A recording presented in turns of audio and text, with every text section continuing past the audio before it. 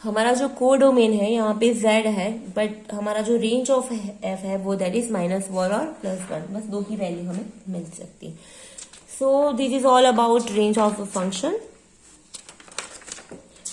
हमारी एग्जाम्पल्स में ऐसी रेंज कोडोमेन में ऐसी थियोरी नहीं होती, लेकिन ये आपको बस एक्सप्लेन करने के लिए, आप फंक्शन समझ रहे हो तो आपके थोड़े फंडा भी क्लियर होना चाहिए।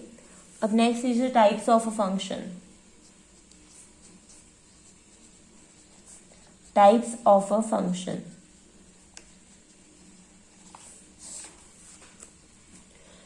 तो फर्स्ट है 1-to-1 फंक्शन। 1-to-1 या फिर 1-1 फंक्शन भी बोल सकते हो उसको। गुजराती में यानी कि वहां से एक विधेय। 1-to-1 मतलब के एक विधेय। अगर हम लोग, मैं आपको फिगर ड्रॉ करके समझाऊंगी तो डायरेक्टली आपको समझ आएगा कि व्हाट इज 1-to-1 फंक्शन। ये हमारा इनपुट ए, यहाँ पे फंक्शन एफ अप्लाई हो रहा है, ये हमारा कोडोमेन है बी। अब समझो कि यहाँ पे x1, x2, x3 तीन वैल्यू है, और यहाँ पे है y1, y2, y3 और y4। तो समझो कि x1 is corresponds to y1, x2 is corresponds to y2, x3 is corresponds to y4। मतलब यहाँ पे जो करस्पॉन्डेंस है वो 1-to-1 है। एक वैल्यू के सामने एक ही वैल्यू मिल रही है। x1 is corresponds to y1, x2 is corresponds to y2, x3 is corresponds to y3। तो इस टाइप का फंक्शन क्या हो जाएगा? 1-to-1 function. आप एक सिंपल एग्जांपल लिख सकते हैं, f from n to n, और fx डिफाइन करो सिंपली x+1। तो आप उसमें n में से कोई भी वैल्यू ले लो तो सामने हमें एक ही वैल्यू मिलेगी, दो वैल्यू नहीं मिलेगी। अगर आप लोग f(1) ले रहे हो तो आपको 2 मिल रही है, f(2) ले रहे हो तो 3 मिल रही है, 3 ले रहे हो तो आपको 4 मिल रही है। मतलब 1 is corresponds to 2, 2 is corresponds to 3, 3 is corresponds to 4। So this kind of function is known as a 1-to-1 function, मतलब कि एक विधेय। तो मैथमेटिक्स को ऐसे भी डिफाइन करते हैं कि if f of x1 equal to f of x2, so this implies x1 equal to x2। अगर ये दोनों वैल्यू सेम है तो इट मीन्स कि ये दोनों वैल्यू भी क्या होनी चाहिए? सेम ही होनी चाहिए। और ये दोनों अलग है तो ये दोनों भी अलग होगी। तो ये मैथमेटिकल डेफिनेशन है 1-to-1 फंक्शन के। अब नेक्स्ट जो है वो मैनी वन फंक्शन। मैंने मैनी वन फंक्शन का एग्जाम्पल आपको समझा दिया था, अनेक एक। तो उसमें क्या होगा?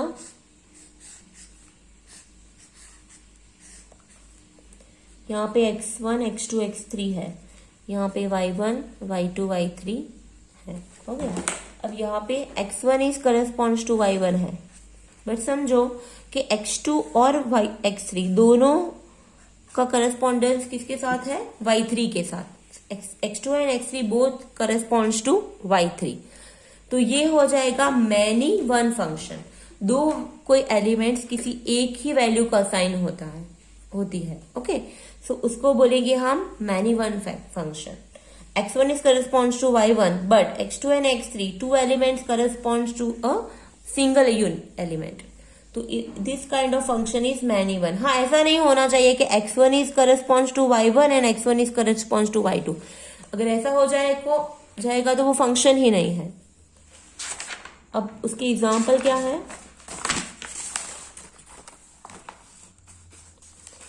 तो एग्जांपल है मैनी वन फंक्शन का f(x) इक्वल टू x²। कैसे? आप x इक्वल टू -2 ले लो या फिर x इक्वल टू +2 ले लो, दोनों में आपको वैल्यू क्या मिलेगी? 4 ही मिलेगी। Okay, so this function is an example of many one function. अगर आप दो इनपुट ले रहे हो तो आपको आउटपुट सेम मिल रहा है। Okay, so it is many one function. फिर आप और फंक्शन देखो तो आप साइन एक्स ले लो। साइन एक्स फंक्शन भी मैनी वन फंक्शन है। कैसे? तो साइन π/6 की वैल्यू और साइन 5π/6 की वैल्यू 5π/6 दोनों की वैल्यू होगी 1/2। साइन π/6 या फिर साइन 5π/6 दोनों की वैल्यू क्या है 1/2। So we can say that sine function is also a many one function. अब नेक्स्ट जो है वो है इनटू फंक्शन।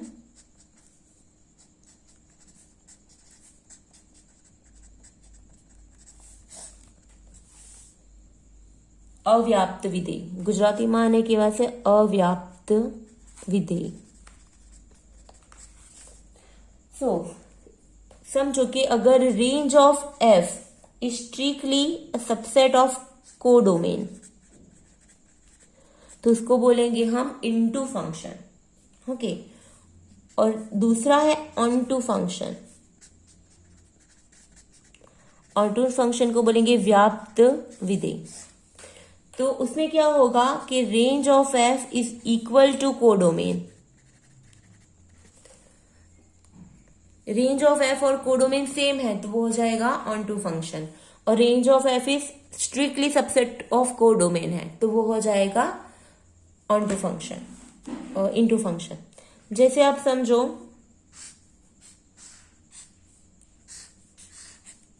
यहां पे x1 x2 x3 तीन एलिमेंट्स और यहाँ पे y1 y2 y3 और y4 है।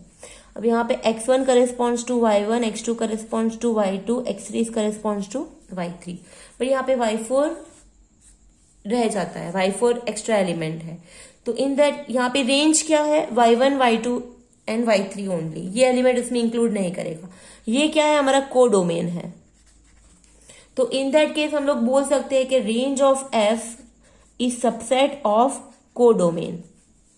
ठीक है, range of F is subset of codomain. अगर दोनों इक्वल है तो वो हो जाएगा into function, onto function. एक मिनट,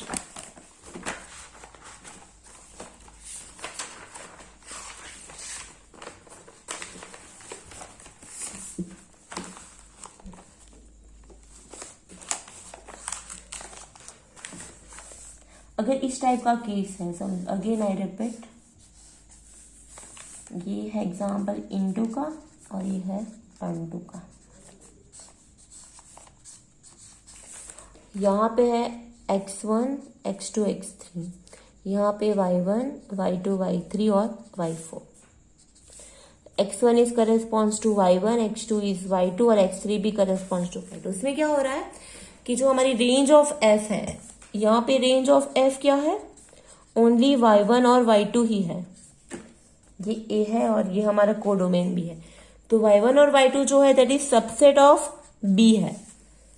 तो ये हम जब भी इस टाइप का केस हो कि range of f is strictly subset to b, so in that case it is into function. But अब ये एग्जांपल आप समझो कि यहाँ पे x1 x2 x3 है और यहाँ पे y1 y2 y3 तीन ही एलिमेंट है, और ये तीनों b का जो ये a है और ये b है, मतलब कोडोमेन b का हर एक एलिमेंट डोमेन के हर एक एलिमेंट से असाइन होता है। तो in that case we can say that यहाँ पे जो रेंज ऑफ f है वो है y1 y2 y3, और यही क्या है हमारा कोडोमेन भी है, मतलब कि b है। तो समझो कि रेंज ऑफ f, इस केस में range of f is subset of b है, और यहाँ पे रेंज ऑफ f क्या है, इक्वल टू b है। b मतलब कि कोडोमेन। सो जब range of f is strictly subset to codomain होगा तो वो इनटू फंक्शन हो जाएगा। बट रेंज ऑफ f और b सेम हो जाएगा तो उसको बोल सकेंगे हम onto function. So this is into and onto function.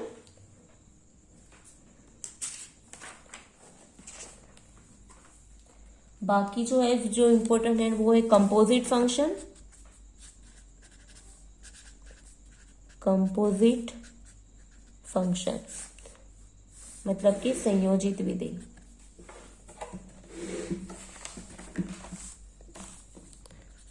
संयोजित विधेय।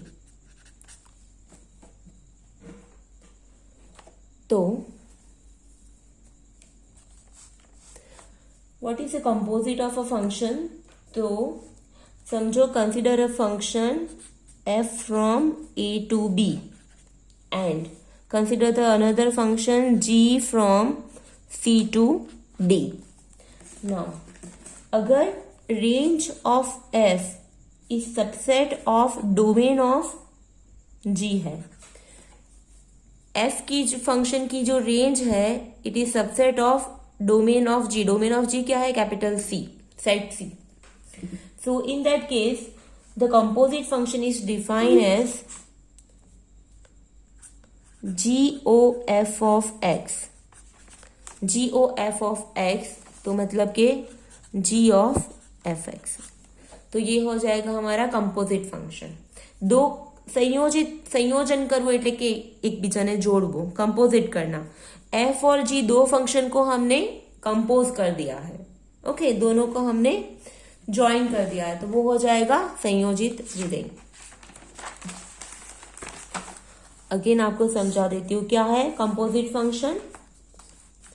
तो सपोज समझो दो फंक्शन है f from a to b और g from c to d. तो कंडीशन क्या है? Range of f must be subset to domain of g. तो हम GOF जो है वो हो जाएगा कंपोजिट फंक्शन. उसको डिफाइन करेंगे g ऑफ fx से. मतलब कि fx फंक्शन है उस पर हमें g अप्लाई करना है. सिमिलरली हम g ऑफ x भी डिफाइन कर सकते हैं, तो उसको लिखेंगे f of gx. Okay, gx पर फंक्शन f अप्लाई करना है. तो उसके भी एग्जांपल्स हैं, वो हम देखेंगे अभी. ओके, अब कंपोजिट फंक्शन का एक एग्जांपल समझते हैं.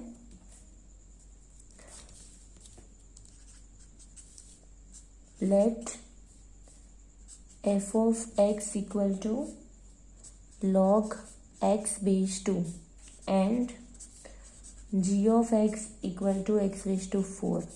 Then show that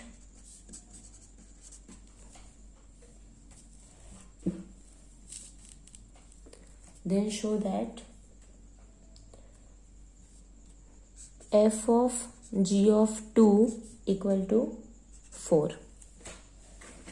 ओके, तो हमें f of g of 2 equal to 4 साबित करना है.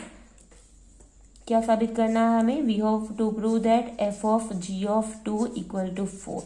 तो पहले हम जो अंदर फंक्शन होगा ना उसको हम लिखेंगे, दैट इज g of 2 को लिखेंगे. तो what is g of x? g of x है x raised to 4. तो अंदर फंक्शन है g of 2. तो g of 2 क्या हो जाएगा? x की जगह पे 2 रखना है, 2 raised to 4, तो दैट इज 16. तो g of 2 हमें मिला 16.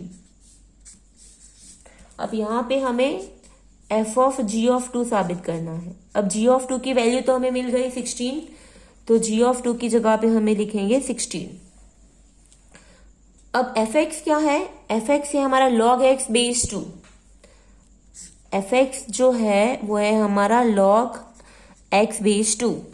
बट यहाँ पे हमें यहाँ पे फाइंड करना है f of 16. तो x की जगह पे 16 रखना पड़ेगा. तो fx है हमारा log x बेस 2. तो x की जगह पे हमें रखना पड़ेगा यहाँ पे 16. ओके, सो log 16 बेस 2. अब अगेन आप log याद कर लो. 16 को हम लिख सकते हैं 2 raised to 4 बेस 2.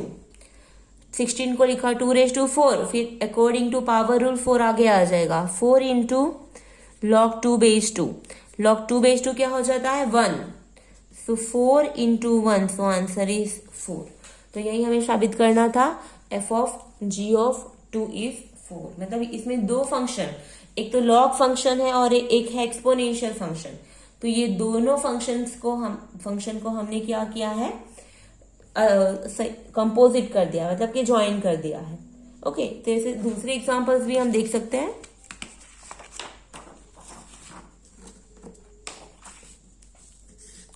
मेरे पास पेज की शॉर्टेज हो गई है.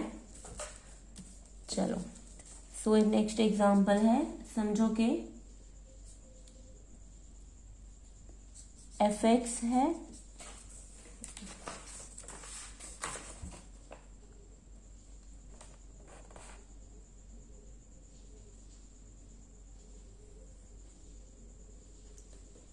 एफ एक्स है 3x+2, सॉरी हाँ फाइन, और जी एक्स है 2x+5। तो हम दोनों फाइंड करेंगे, जी ओ एफ और एफ ऑफ जी दोनों फाइंड करेंगे, ठीक है। तो पहले हम फाइंड करेंगे G of X equal to question mark और F O G of X equal to question mark. तो चलो हम पहले फाइंड करेंगे जी ओ एफ ऑफ, मतलब कि जी ऑफ एफ एक्स। चलो तो what is F x? F x पहले क्या है वो हम लिखेंगे 3x+2। जी एक्स एफ एक्स है हमारे पास 3x+2, बट अब जी एक्स क्या है 2x+5। तो यहाँ पे हमें x की जगह पे रखना है 3x+2, तो g ऑफ 3x+2 हो जाएगा 2x की जगह पे हम लिखेंगे 3x+2 + 5, तो ये हो जाएगा 6x + 4 + 5, तो ये हो जाएगा 6x + 9। ओके, नाउ अगेन अब हम फाइंड करेंगे F O G of X. तो उसको हम लिखेंगे F of in bracket G x.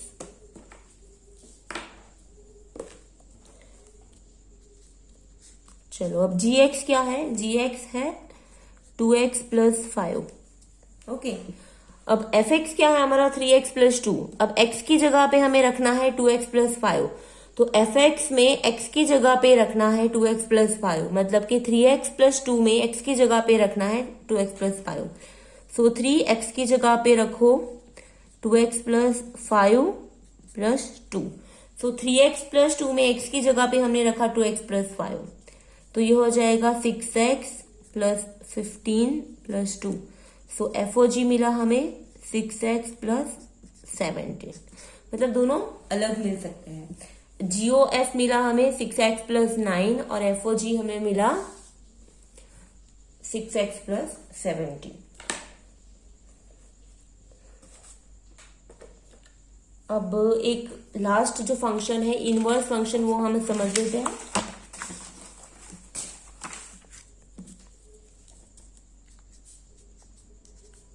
Inverse function मतलब कि प्रतिविधेय। सपोज समझो कि f from a to b है and g from b to a है। ओके, तो क्या हो जाएगा? जी ओ एफ हो जाएगा आई ए, मतलब कि आइडेंटिटी फंक्शन, और एफ ओ जी हो जाएगा I B. Okay, so then the function g is called the inverse of the function f. Okay, so in that case, okay, ये ia और ib क्या है?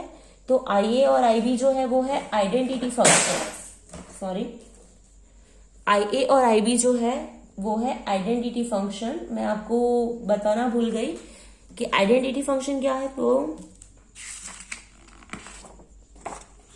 समझो कि ये कोई नॉन एम्प्टी सेट है, तो आइडेंटिटी फंक्शन को IA from A to A define करेंगे, डोमेन और कोडोमेन सेम। और समझो कि I ऑफ X हमें क्या मिलता है? X ही मिलता है। I of X is X, तो ये हो जाएगा identity function. Again I repeat, समझो A कोई आइडेंटिटी फंक्शन है, आइडेंटिटी A और A को A कोई नॉन एम्प्टी सेट है और फंक्शन डिफाइन होता है IA from A to A और I of X equal to X। तो I is called an identity function of, और you can say unit function. Okay, तो ये एक मेन सिंबल है कि IA ऑफ X अगर है तो वो X ही मिलेगा हमें। तो यहाँ पे समझो कि GO और F of G, GOF IA और FOG IB मिल रहा है, मतलब कि दोनों आइडेंटिटी फंक्शन मिल रहे हैं। तो in that case we can say that कि G is called the inverse of B, the inverse of function f, the inverse of G। so inverse of G को रिप्रेजेंट करेंगे हम f इनवर्स से, so we can write G equal to f inverse।